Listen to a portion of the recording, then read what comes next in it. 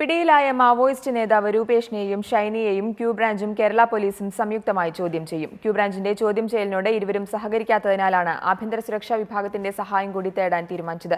അതേസമയം മാവോയിസ്റ്റുകളുടെ കേരള ആക്രമണങ്ങൾക്ക് നേതൃത്വം നൽകിയിരുന്ന മൊയ്തീനെ 2 ദിവസത്തിനുള്ളിൽ പിടികൂടുമെന്ന് അന്വേഷണ സംഘം അറിയിച്ചു.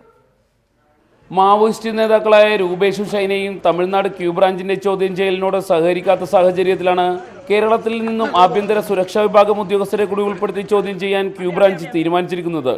ആഭ്യന്തര സുരക്ഷാ വിഭാഗം ഉദ്യോഗസ്ഥർ ക്യൂബ്രാഞ്ചിന്റെ കോയമ്പത്തൂർ ഓഫീസിലെത്തി.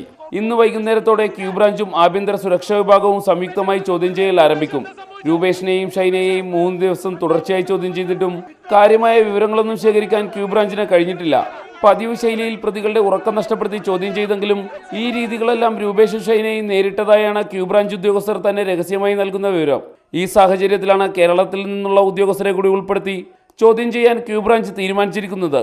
അതേസമയം കേരളത്തിലെ മാവോയിസ്റ്റ് ആക്രമണങ്ങൾക്ക് നേതൃത്വം നൽകുന്ന CP മൊയ്തീനു വേണ്ടിയുള്ള തിരച്ചിൽ അന്വേഷണ ഉദ്യോഗസ്ഥൻ ബിജു അലക്സാണ്ടർ ശക്തമാക്കി.